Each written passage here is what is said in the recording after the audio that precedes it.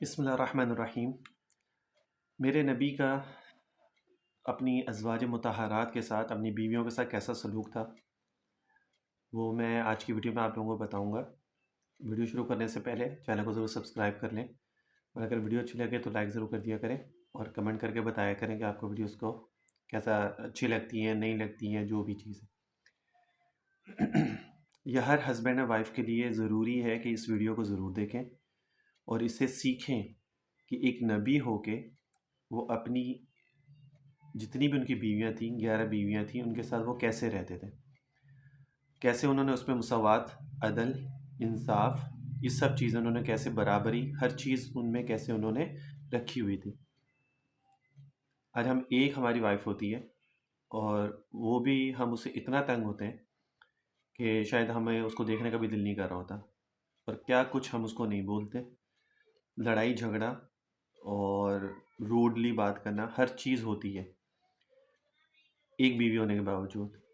لیکن آپ صلی اللہ علیہ وسلم کی اتنی زیادہ ازواج تھیں، اور آپ صلی اللہ علیہ وسلم کیسے ان کے ساتھ رہتے تھے، آج کی ویڈیو میں آپ کو بتاتا ہوں۔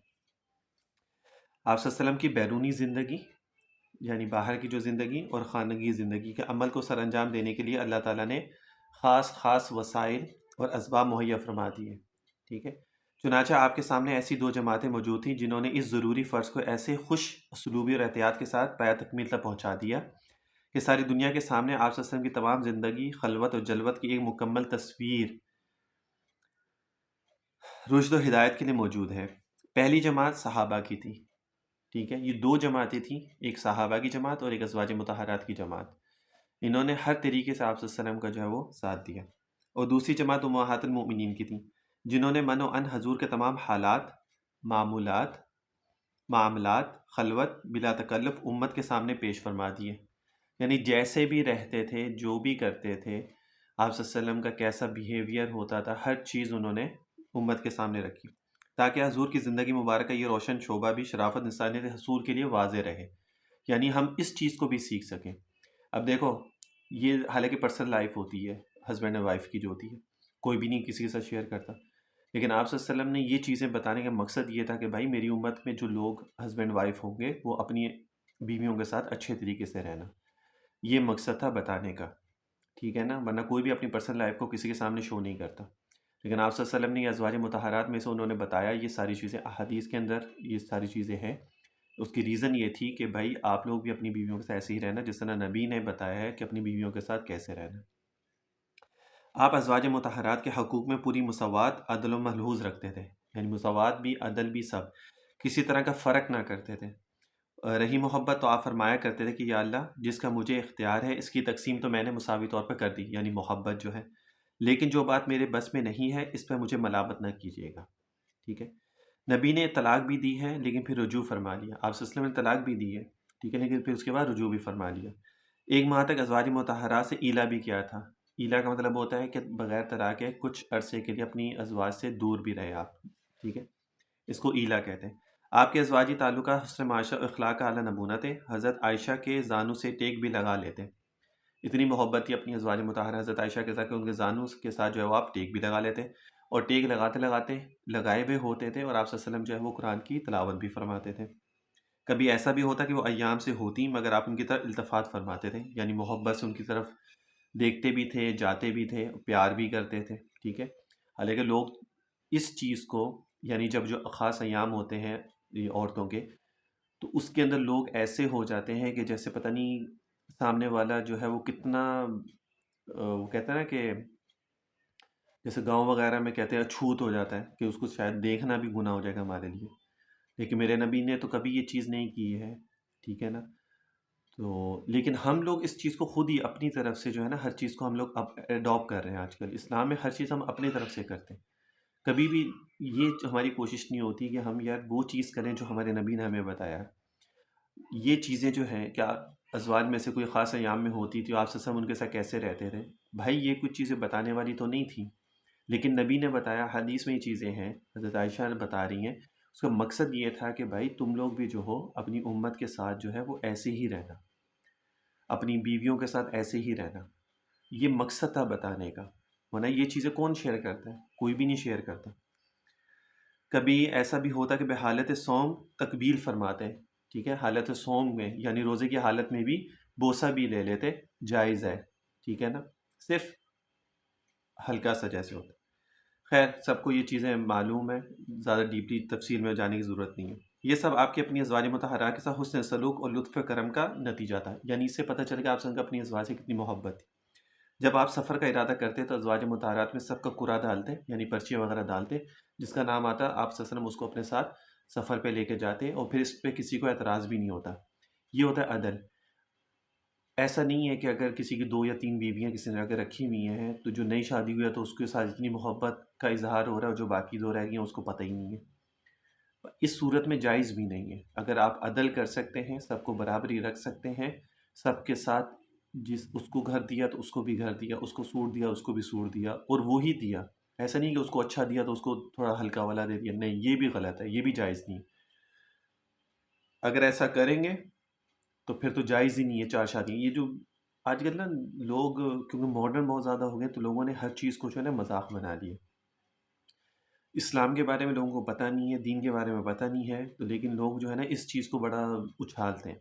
اب لوگ کہتے ہیں جی مولویوں کو یہ پتہ ہے جی 4 شادیاں کرنی ہے، مولویوں کو یہ نہیں پتہ کہ جی باقی کیا حقوق ہوتا ہے کیا نہیں۔ بھائی کسی نے کوئی اجازت نہیں ہے 4 شادیوں کی۔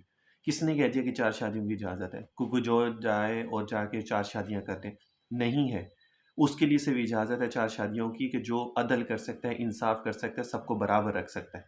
ایک شادی کی ہے، اس نے دوسری شادی کر رہا ہے تو اس کو گھر دیا تو اس کو بھی گھر دے گا، اس کو گاڑی دی تو اس کو بھی گاڑی دے گا، اس کو اگر اچھا کپڑا دیا، کھانا دیا تو اس کو بھی وہی اچھا کپڑا اور کھانا دے گا۔ جب یہ سب کچھ کر سکتا ہے تو پھر جائز ہے، ادروائز جائز نہیں ہے یہ 4 شادیاں۔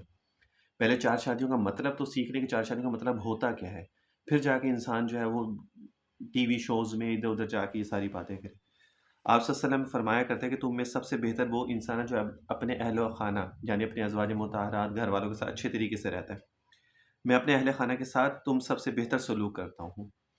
جب آپ نماز عصر پڑھ لیتے تو ازواج مطہرات سب کے گھر جاتے تھے، کیونکہ وہ مسجد نبی کے ساتھ ہی گھر بنے ہوئے تھے، ان کے تو حجرے بنے ہوئے تھے، ٹھیک ہے نا، تو وہاں پہ آپ عصر کی نماز کے ہر ازواج کے پاس آپ جاتے، ان سے باتیں کرتے، ان سے باتیں وغیرہ پوچھتے، کوئی مسائل ہوتا ہے، ساری چیزیں یہ کرتے تھے۔ حضرت عائشہ فرماتی بہت کم ایسا ہوتا تھا کہ جب کبھی آپ صلی اللہ علیہ وسلم جو ہے وہ ساری ازواج کے پاس نہ جا سکے ہوں، ادروائز ایسا نہیں ہوتا تھا، آپ سب کے پاس جاتے تھے۔ یہ بھی دیکھو برابری اس میں بھی کہ آپ صلی اللہ علیہ وسلم ایک بیوی کے پاس گئے، 2 بیویوں کے پاس گئے تو باقیوں کے پاس بھی گئے، ایسا نہیں کہ 2 کے پاس چلے گئے جو آپ کی چہیتی ہیں، جن سے آپ کو زیادہ محبت ہے، اور باقیوں کے پاس آپ نہیں گئے، ایسا نہیں ہے۔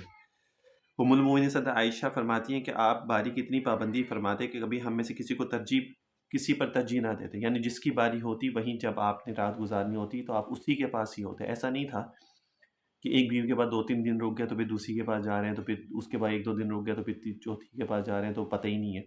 ایسا نہیں تھا، جس کے پاس آپ نے جانا ہوتا آپ انہی کے پاس جاتے، اور کبھی بھی ایسا نہیں ہوتا کہ جس کی باری ہوتی آپ ان کو چھوڑ کے کسی اور کے پاس جاتے۔ آپ سب ازواج مطہرات کے یہاں روزانہ تشریف نہ لے گئے ہوں، ایسا کبھی نہیں ہوتا تھا۔ ایک بار حضرت صفیہ امہات المومنین ہیں، ازواج مطہرات میں سے ہیں، نے حضرت عائشہ سے کہا کہ اگر تم آپ صلی اللہ علیہ وسلم کو مجھ سے راضی کر دو تو اپنی باری تم کو بخش دوں گی، یعنی کسی بات پہ وہ ناراضگی ہوگی یا کوئی مسئلہ ہوگا تو انہوں نے کہا کہ اگر تم آپ صلی اللہ علیہ وسلم کو میرے ساتھ یعنی ان کو راضی کر دو، ہماری آپس میں صلح کروا دو، دوستی کروا دو، تو میں اپنی باری تمہیں دے دوں گی۔ تو حضرت عائشہ نے فرمایا کہ ٹھیک ہے۔ تو حضرت صفیہ کی باری کے دن حضرت عائشہ آپ کے پاس حاضر ہوئیں، آپ نے فرمایا عائشہ تم کیسے آ گئیں؟ آپ صلی اللہ علیہ وسلم نے فرمایا تو واپس جاؤ، یہ تو صفیہ کی باری کا دن ہے۔ انہوں نے جواب دیا کہ اللہ تعالیٰ کا فضل ہے، جسے چاہتا ہے دیتا ہے، اور سارا واقعہ عرض کر دیا جو حضرت صفیہ نے حضرت عائشہ سے کہا تھا۔ تو آپ صلی اللہ علیہ وسلم حضرت صفیہ سے خوش ہو گئے۔ تو دیکھو یہ ہوتا ہے کہ 1 منٹ لمحہ لگا اور جو ناراضگی تھی وہ ختم کر دی اور ٹھیک ہو گئی۔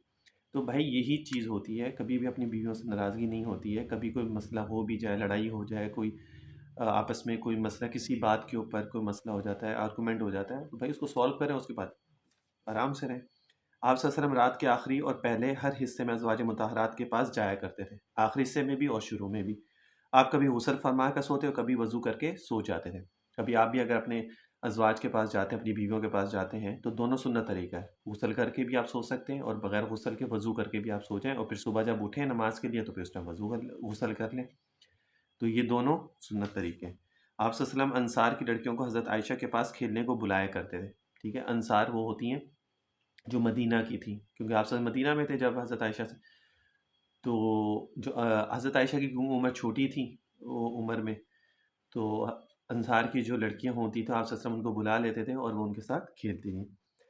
تو اور باقی جو بھی امور بھی ہوتے تو آپ صلی اللہ علیہ وسلم بھی ان کے ساتھ ہو جاتے تھے کام وغیرہ میں. اور جب حضرت عائشہ پانی پیتی تو آپ صلی اللہ علیہ وسلم ان کے ہاتھ سے پیالہ لے لیتے اور وہیں سے پانی پیتے جہاں سے حضرت عائشہ نے پیا تھا. آج کوئی ایسا کرتا ہے؟ مجھے بتاؤ، کوئی بھی نہیں کرتا. شرم محسوس ہوتی ہے لوگوں کو جو ہے نا، وہ کہتے ہیں نا کہ برا لگتا ہے، اور ان کو کہتا ہے اور گندا لگتا ہے. جو آپ ایزی ورڈ جو میں آپ لوگوں کو، گندا لگتا ہے کہ کوئی کسی کے منہ کی سائڈ سے پانی پی لے. ٹھیک ہے نا؟ تو آپ صلی اللہ علیہ وسلم اپنی ازواج مطہرہ جہاں سے پانی پیتی، حضرت عائشہ جہاں سے پانی پیتی تھی، تو آپ صلی اللہ علیہ وسلم بھی وہیں سے اسی جگہ سے آپ صلی اللہ علیہ وسلم پانی پیتے تھے. بھائی یہ چیزیں محبت پیدا کرتی ہیں، اس میں کوئی گندا یا شرم یا کوئی اس طرح کی چیز نہیں ہے. اور نہ یہ سوچیں جو ہے نا آج کل کے لوگوں نے دماغوں میں ڈال دی کہ اگر تم اپنی بیویوں کے ساتھ ایسا رہو گے تو شاید تمہاری رسپیکٹ کم ہو جائے گی، یا لوگ یہ سمجھیں گے کہ بھائی یہ تو بڑا اپنی بیوی سے ڈر کے رہتا ہے. بھائی اس میں نہ ڈرنے کی بات ہے، نہ رسپیکٹ کم ہونے کی بات ہے، یہ محبت کی بات ہوتی ہے.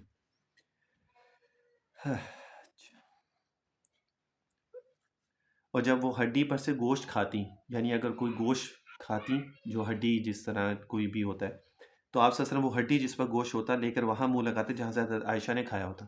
یعنی پانی بھی وہیں سے پیتے، اور جب گوشت کھانے کی باری آتی تو حضرت عائشہ جہاں سے کھاتی ہڈی کے اوپر سے گوشت اتار کے تو وہیں سے آپ صلی اللہ علیہ وسلم بھی لگا کے کھاتے. آج ہمیں کوئی کہہ دے تو ہم کہیں گے دماغ خراب ہے، ہم ایسے کیوں کریں بھائی، اپنی اپنی سائڈ سے ہم. یہاں تک ہوتا ہے کہ جب ایک پلیٹ میں بھی نہیں کھاتے، پلیٹیں بھی الگ الگ ہوتی ہیں کھانے کے لیے. تو اتنی آج کل جو ہے نا لوگوں میں یہ چیزیں ہوتی ہیں. جبھی تو پھر آج کل وہ دل نہیں ملتے، نفرتیں ہوتی ہیں، محبتیں آپس میں نہیں ہوتی. یہ بڑے مسئلے مسائل ہیں. ایک دفعہ کا ذکر ہے کہ حضور حضرت عائشہ کے ساتھ جو ہے وہ مسابقت فرمائی اور ایک دوسرے کے ساتھ دوڑے، یعنی ریس لگائی حضرت عائشہ نے اور آپ صلی اللہ علیہ وسلم نے. تو حضرت عائشہ جو ہے وہ آپ صلی اللہ علیہ وسلم سے جیت گئی. پھر کچھ عرصے بعد جو ہے آپ صلی اللہ علیہ وسلم نے دوبارہ ریس لگائی حضرت عائشہ کے ساتھ، تو پھر اس میں آپ صلی اللہ علیہ وسلم جیت گئے. تو آپ صلی اللہ علیہ وسلم نے فرمایا کہ یہ بدلہ ہے جو پہلی دفعہ میں ہارا تھا اس سے. اور اس کی ریزن بھی یہ تھی کہ پہلی دفعہ جب حضرت عائشہ جیتی تھی نا تو ان کا جسم اس ٹائم ہلکا تھا ذرا. جب دوسری دفعہ جب ریس ہوئی تھی تو ان کا جسم تھوڑا سا بھاری ہو گیا تھا، جس کی وجہ سے وہ ہار گئی تھی. تو آپ صلی اللہ علیہ وسلم نے یہ بھی کیا، اپنی ازواج کے ساتھ انہوں نے ریسیں بھی لگائی. بھائی یہ چیزیں ہیں سیکھنے والی، اس لیے میں آپ لوگوں سے کہتا ہوں پروفٹ لائف میں جتنی ویڈیوز ہوتی ہیں اس کو ضرور سنا کریں. اس سے آپ لوگوں کی زندگیاں بڑی آسان ہو جائیں گی. صرف عورتوں کے لیے نہیں ہوتی، مردوں کے لیے بھی ہے. یا صرف مردوں کے لیے نہیں، عورتوں کے لیے بھی یہ ویڈیوز ہوتی ہیں. اس میں آپ صلی اللہ علیہ وسلم کی زندگی میں سب شامل ہیں. اہل بیت بھی ہوتے ہیں، ان کی ازواج بھی ہوتی ہیں، آپ صلی اللہ علیہ وسلم بھی ہوتے ہیں، صحابہ بھی ہوتے ہیں. سب کی زندگیاں، سب کی چیزیں، سب کی باتیں اس کے اندر شامل ہوتی ہیں. اور بہت کچھ سیکھنے کو ملے گا آپ لوگوں کو. اس لیے کہتا ہوں کہ ان چیزوں کو ضرور ضرور سنا کریں. آپ کی زندگیاں بہت آسان ہو جائیں گی. زندگی کا ایسا مسئلہ کہ آپ کی جو پرسنل لائف ہے، ہسبینڈ وائف کی لائف ہوتی ہے، بچوں کی لائف ہوتی ہے، گھر میں جو چک چک ہوتی ہے، یہ جو آپس میں لڑائی جھگڑے ہوتے ہیں، نفرتیں پیدا ہوتی ہیں، یہ چیزیں ختم ہوں گی. اچھا، بعض وقت ازواج مطہرہ ادھر ادھر کے قصے یا گزرے ہوئے واقعات بیان کرتی تو آپ برابر سنتے رہتے. ٹھیک ہے، اور خود بھی کبھی اپنے گزشتہ واقعات سناتے. حضرت عائشہ فرماتی ہیں کہ آپ ہم میں سے اس طرح ہنستے بولتے بیٹھے رہتے جیسے معلوم ہی نہیں ہوتا کہ اولو العزم کوئی نبی ہے. یعنی اتنے بڑے نبی ہیں جو خاتم الانبیاء ہیں، اور وہ ہمارے ساتھ بیٹھے ہوئے اور وہ ایسے ہمارے سے گھل مل گئے ہیں کہ ہمیں محسوس ہی نہیں ہو رہا. لیکن جب دین کی بات ہوتی ہے، نماز کا وقت کا مسئلہ ہوتا، تو آپ صلی اللہ علیہ وسلم ایسے چینج ہو جاتے کہ جیسے یہ وہ آدمی ہی نہیں ہے کہ جو ہمارے ساتھ بھی بیٹھے ہوئے تھے. تو یہ چیز ہے کہ جہاں پر طریقہ بھی یہ ہوتا ہے کہ جہاں پہ دین کا معاملہ ہو یا دوسرے جو بھی معاملات ہوتے ہیں جہاں پہ جو دین سے ریلیٹڈ ہوتے ہیں یا توحید اللہ کی ذات سے ریلیٹڈ ہے یا جو بھی اس طرح کے، تو وہاں پہ تو کوئی ایسا نہیں ہے کہ جہاں پہ بندہ نان سیریس ہو، ہنسی مذاق میں ڈال دے یا کچھ ایسا کر دے. یہی چیز آپ صلی اللہ علیہ وسلم کے ساتھ بھی تھی. لیکن جہاں پر عام باتیں ہیں، گھر والوں کے ساتھ بیٹھے ہیں، تو وہاں پہ پھر آپ ان کے ساتھ گھل مل کے رہیں. کھانے پینے میں ازواج مطہرہ کو کوئی روک ٹوک نہیں تھی. جو دل چاہتا تھا کھانے پینے کا وہ کھاتی تھی، جو چاہتی کھاتی، جو چاہتی پہنتی. ہر چند حسرت کی وجہ سے اچھا کھانا میسر نہ آتا. کھانے پینے میں بھی کوئی پابندی نہیں تھی، پہننے میں بھی کوئی پابندی نہیں تھی. لیکن یہ پہننے میں پابندی کا مطلب یہ نہیں تھا کہ کوئی توبہ استغفار نعوذ باللہ کوئی ایسے ویسے کوئی کپڑے پہنتے تھے. کپڑے وہ حیا والے، پردے والے کپڑے ان کے ہوتے تھے، جو شریف کپڑے کا جو جائز جو طریقہ ہوتا ہے ویسے ان کے کپڑے ہوتے تھے. اس میں کوئی روک ٹوک نہیں ہوتی تھی پہننے میں. کھانے پینے میں بھی ان کے لیے کوئی نہیں تھا کہ یہ نہیں کھانا یا وہ نہیں کھانا. کبھی کھانا نہیں بھی میسر ہوتا تھا، جس طرح پچھلی ویڈیوز میں نے آپ لوگوں کو بتایا بھی ہے. اہل بیت کے لیے سونے چاندی کے زیور پسند نہ فرماتے. سونا چاندی آپ صلی اللہ علیہ وسلم جو گھر والوں کے لیے پسند نہ فرماتے تھے. بلکہ اس ٹائم ہاتھی کے دانت کے جو ہے نا اس کے بھی یہ زیور وغیرہ بنتے تھے، وہ آپ صلی اللہ علیہ وسلم وہ پسند فرماتے تھے۔ بیویوں کا پاک صاف رہنا پسند فرماتے تھے، بیویوں پر لان تان نہ کرتے تھے، یعنی ان کو برا بھلا نہ کہتے، نہ ان سے سخت اور دش لہجے میں گفتگو کرتے، نہ ان سے مس بہیو کرتے۔ اگر کوئی بات ناگوار خاطر ہوتی تو التفات میں کمی کر دیتے، یعنی اگر کوئی بات ان کی بری لگتی تو ان سے بات چیت تھوڑی سی کم کر دیتے، ملنا ملانا ان سے تھوڑا کم کر دیتے۔ حضرت عائشہ فرماتی ہیں کہ جب حضور گھر کے اندر تشریف لاتے تو نہایت خندہ پیشانی کے ساتھ مسکراتے ہوئے داخل ہوتے تھے۔ یہ ساری چیزیں ہیں جو سیکھنے والی ہیں۔ اب مجھے بتائیں کہ اگر یہ ساری چیزیں اگر آپ لوگ کریں، آپ اپنی بیوی کے ساتھ مل کے کھانا کھائیں، ایک ہی پلیٹ کے اندر کھائیں، جہاں سے وہ پانی پیے وہاں سے آپ پانی پئیں، جہاں سے وہ کھانا کھائے ٹھیک ہے آپ بھی وہیں سے کھانا کھائیں۔ جب آپ گھر میں آئیں، آفس سے آتے ہیں یا کام سے آتے ہیں، کہیں سے بھی آتے ہیں، مسکراتے ہوئے سلام کر کے آپ اگر گھر میں داخل ہوتے ہیں تو تو میرا نہیں خیال کہ گھر میں اندر کوئی چک چک یا کوئی لڑائی جھگڑا یا کوئی اس طرح کی چیز ہوتی ہے۔ اور اگر جب ہسبینڈ گھر میں آتا ہے اور اگر بیویاں جو ہیں ان کو مسکراتے ہوئے ان کو اگر سلام کریں، ان کے ساتھ اچھے طریقے سے بات کریں، نہ کہ وہ سارے دن کی کہانیاں جو بھی گھر میں ہوتا ہے وہ ان کو سنانے شروع کر دیں، اس کی غیبت، اس کی غیبت، اس کی چگلی، اس کی چگلی، اس کی برائی، یہ وہ ساری کہانیاں اگر سنانے لگ جائیں تو پھر مجھے بتائیں کہ وہاں پہ پھر لڑائی جھگڑا یا چک چک یہی چیزیں ہوں گی، پھر اس کے علاوہ تو وہاں پہ کچھ اور نہیں ہوگا۔ میرے نبی نے دیکھو پچھلی ویڈیوز میں نے بتایا، میرے نبی نے فرمایا کہ میرے سامنے کسی کی برائی مت کرو۔ صحابہ صاحب فرماتے ہیں میرے سامنے کسی کو برا مت، میرے سامنے مت بولو کہ وہ برا ہے یا اس کے اندر یہ کمی ہے، کیوں میرا دل خراب مت کرو کسی کے لیے۔ نہ مجھے پتہ چلے گا، نہ میرے دل میں کسی کے لیے نفرت ہوگی، نہ میرا دل خراب ہوگا، سب میرے لیے برابر ہوں گے، ٹھیک ہے نا؟ تو یہی چیز ہوتی ہے کہ گھر میں جب کوئی آپ کا ہسبینڈ آتے ہیں یا بیوی ہوتی ہے تو کبھی بھی کسی کی برائیاں سامنے لے کے مت بیٹھیں کہ بیویاں اپنے ساس کی نند کی برائیاں کر رہی ہیں یا ساس جو ہے وہ اپنی بہوؤں کی برائیاں کر رہی ہے اپنے بیٹے کے سامنے۔ تو جب یہ ساری چیزیں ہوں گی تو پھر وہاں پہ تو بھی لڑائی جھگڑے چک چک نفرتیں تو ہوں گی گھر کے اندر، اور جب یہ چیزیں ہی نہیں ہوں گی تو سب خوش خوش رہیں گے وہاں پر۔ پیشنس، آپ صلی اللہ علیہ وسلم نے ہمیشہ برداشت کی، پیشنس صبر کا ہمیشہ درس دیا کہ صبر کرو، پیشنس رکھو اپنے اندر۔ جب یہ چیزیں ہوں گی آپ لوگوں کے اندر تو ان شاء اللہ تعالیٰ میرا نہیں خیال کہ پھر لڑائی جھگڑے اور نفرتیں اور یہ چیزیں ہوں گی۔ جب آپ کسی کو بڑے کا درجہ دو، چھوٹے کو چھوٹے کا درجہ دو، بڑا کوئی بات کر رہا ہے تو آپ اس کی ہاں میں ہاں ملائیں، جہاں پہ وہ غلط ہے تو آپ اس کو، ہر چیز کا ایک اختلاف کا بھی ایک طریقہ ہوتا ہے۔ جب آپ کسی اختلاف کرتے ہیں تو اچھے طریقے سے آرام سے اچھے لہجے میں آپ اس کے ساتھ اختلاف کر سکتے ہیں، تو اس میں کوئی پریشانی یا کوئی مسئلہ نہیں ہوتا۔ لیکن جب آپ لوگ کسی اختلاف بھی کریں یا کسی سے کوئی بات پسند نہیں آتی تو لیکن آپ اس کو غلط لہجے میں بات مت کریں اس کے ساتھ، تو یہ چیزیں جو ہے نا آپس میں نفرتیں، دوریاں اور یہ چیزیں پیدا کرتی ہیں۔ تو ہوپ فلی کہ آپ لوگوں کو یہ باتیں سمجھ میں آئی ہوں گی اور آپ لوگ جو ہے ان سب چیزوں کو جو آپ صلی اللہ علیہ وسلم کی سیرت ہے اس کو اپنی لائف میں اڈاپٹ کریں گے، لے کے آئیں گے اور اپنی زندگیوں کو آسان بنائیں گے، اور اس کے اوپر اگر عمل کرتے رہیں گے تو ان شاء اللہ تعالیٰ زندگیاں آگے بھی آسانی سے چلیں گی، دنیا میں بھی اور آخرت میں بھی۔ صلی اللہ علیہ وسلم تسلیما کثیرا کثیرا۔